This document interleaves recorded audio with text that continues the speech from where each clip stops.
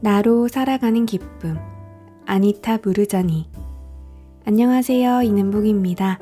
이번 시간은 나로 살아가는 기쁨 세 번째 시간입니다. 오늘의 주제는 늘 긍정적인 마음으로 살아야 할까라는 내용입니다. 저는 요즘 마음 공부를 하면서 힘든 일이 생기면 혹시 내가 영성이 부족해서 이런 고통이 찾아온 것은 아닐까?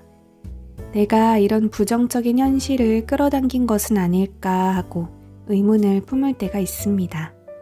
생각에는 힘이 있다던데 나의 생각을 두려워하고 모니터링하기도 하고 그런 내 자신을 다시 부정적으로 생각하며 이러한 무언굴레에 빠지기도 합니다. 하지만 책에서 아니타는 부정적인 생각을 제거하려고 애쓰기보다는 그런 부정적인 내 모습까지도 수용하고 인정해 주는 것이 진정한 나로 살아가는 기쁨이라고 이야기하고 있습니다. 부정적인 내 모습까지도 사랑하는 것에 대해서 말하고 있는 아니타 무르자니의 나로 살아가는 기쁨. 그럼 지금 시작할게요. 고통을 허락하기. 희망을 갖고 긍정적이 되는 것은 분명 도움이 되지만 피할 수 없는 인생의 재난에 맞닥뜨렸을 때 그런 위기 앞에서도 늘 긍정적인 자세를 유지해야 한다는 믿음은 우리를 더욱 힘들게 할 뿐이다. 그때 우리는 고통을 느끼는 자신을 부끄럽게 여기게 된다. 영성이 부족해 그런 고통이 찾아왔다고 생각하기 때문이다. 나는 고통은 정면 돌파하는 것이 최선이라고 배웠다. 그래야 정말 좋은 결과를 얻을 수 있다. 이 말은 먼저 고통이 거기 있음을 인정하고 그것을 받아들여야 한다는 뜻이다. 고통의 존재를 인정하고 그것을 진정으로 느낄 수 있도록 두어야 한다. 우리에게는 그렇게 할 수 있는 힘이 있다. 모든 고통에는 선물이 숨어 있다. 무엇보다도 고통은 우리에게 공감 능력을 주어 상실과 슬픔, 고통을 겪고 있는 사람들을 더 잘 이해할 수 있게 한다. 고통스러웠던 경험은 실제로 우리를 더 인간적이게 하고 그때 우리는 오히려 신성에 훨씬 더 가까이 가게 된다. 단지 나 자신이 되기. 암에 걸리기 전 나는 늘 긍정적으로 살려고 노력했다. 사랑받고 싶었으므로 언제나 얼굴에 미소를 지으며 살았다. 부정적인 생각이 들 때면 재빨리 억눌러 버렸고 내가 두려워하고 있음을 사람들이 절대 보지 못하게 했다. 그랬으니 늘 그렇게 긍정적으로 살아온 내가 암에 걸렸다는 사실이 믿어지지 않았다. 어쨌든 내 생각이 암을 만들었음이 틀림없다고 믿었다. 그러자 내 생각이 두려워졌다.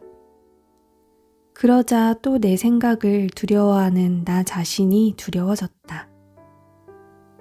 나는 두려움의 끝없는 악순환 속으로 빠져들었다. 하지만 임사체험을 하는 동안 중요한 것은 긍정적으로 사는 것이 아니라 나 자신으로 사는 것임을 깨달았다. 나는 나의 부정적인 생각들을 제거할 필요가 없었다. 나는 다만 다른 사람이 원하는 내가 아니라 있는 그대로의 나 자신을 사랑하기만 하면 되었던 것이다. 그 사실을 알았더라면 절대 내 생각을 두려워하지 않았을 것이다. 부정적인 내 생각도 나의 일부임을 알았을 테니까 말이다. 내 부정적인 감정을 부인하고 그러한 부정성이 나쁘다고 믿었던 탓에 상황은 더 나빠지기만 했다. 내 가슴이 시키는 일. 그러므로 그 이메일을 읽고 난 후 몸과 마음이 무거웠던 그날 아침, 나는 다시 한번 다른 사람이 원하는 나로 살려고 하는 상태로 끌려 들어와 있었던 셈이다. 그때 데니가 빨리 호텔을 나서야 한다고 말했다. 나는 옷을 갈아입고 남은 가방 하나를 마저 쌌다. 그리고 곧 우리는 호텔 로비로 내려갔는데 누군가가 로비 반대쪽에서 나를 부르는 소리가 들렸다. 돌아보니 금발머리의 한 여성이 웃으며 내 쪽으로 걸어오고 있었다. 그녀는 아리아나라고 자신을 소개한 뒤 이렇게 말했다. 어제 선생님 강연을 들었어요. 정말 좋았고 많은 걸 배웠습니다. 아, 고마워요. 기쁜 마음보다도 안도하는 마음이 더 크게 들었다. 그런데 질문 하나 드려도 괜찮을까요? 그녀가 말했다. 괜찮고 말고요. 무슨 질문인가요? 내가 말했다. 저는 선생님이 하시는 일과 비슷한 일을 하고 싶어요. 아리아나가 말을 시작했다. 워크숍도 열고 강연도 해서 사람들을 기운나게 하는 일을 하고 싶어요. 혹시 이런 저에게 조언해 주실 말씀은 없을까요? 나는 그런 질문은 거의 생각해 본 적이 없기 때문에 그냥 제일 먼저 떠오르는 생각을 말해 주었다. 내게 제일 먼저 드는 생각이 정확하게 질문자가 듣고 싶어 하는 말인 경우가 많고 그때도 예외는 아니었다. 사람들을 기운나게 하겠다고 생각하지 마세요. 내가 말했다. 단지 당신 가슴이 시키는 대로 하세요. 반대로 당신 자신을 기운나게 하는 건 뭐든 다 해보세요. 그리고 그렇게 해서 배운 것을 나누세요. 초점은 청중이 아니라 당신 자신이어야 해요. 당신 스스로 기운내서 열정적으로 사는 한 당신은 그저 가슴에서 나오는 진실만 말하면 됩니다. 그게 다랍니다. 그러니까 다른 사람들을 기운나게 하기 위해 노력할 필요가 없는 건가요? 아리아나가 물었다. 저 자신만 돌보면 되고 제가 믿는 일, 제가 열정을 느끼는 일을 찾고 거기서 배운 것을 진심을 다해 나누기만 하면 되는 건가요? 네, 내가 대답했다. 다른 사람들을 기운나게 하려고 애쓰는 순간 혹은 다른 사람들이 듣고자 하는 말을 하려고 애쓰거나 그들이 바라는 사람이 되려고 애쓰는 순간 우리는 자신을 속이게 됩니다. 가슴이 아니라 머리로 살게 되는 거죠. 그러나 가슴으로 살 때 우리는 에너지가 우리한테서 나오는 것이 아니라 우리를 통해서 나올 수 있도록 허락하게 됩니다. 저는 무엇보다 자신에게 진실하라고 말하고 다녀요. 그러니 제가 청중이 원하는 것을 주려고 하면 저는 제가 가르치는 것을 역행하게 될 거예요. 그것은 완전히 잘못된 것이죠. 그렇죠? 네, 정말 그래요. 바쁘실 텐데 고마워요. 아리아나가 말했다. 이런 경험들을 하다 보면 자기 개발, 영감, 영성을 다루는 분야에서 작가나 강연자로 활동하는 것이 얼마나 위험할 수 있는지 생각하게 된다. 우리는 사람들 앞에서 최고의 자신만 보여줘야 한다고 생각하는 함정에 아주 쉽게 빠질 수 있다. 그리고 영적으로 정통한 권위자가 대접을 받는다.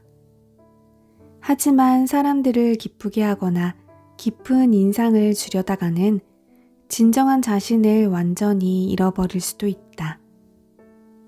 나는 절대 끌어당김의 법칙이 사실이 아니라고 말하는 것이 아니다. 긍정적인 생각과 자세는 분명 도움이 된다.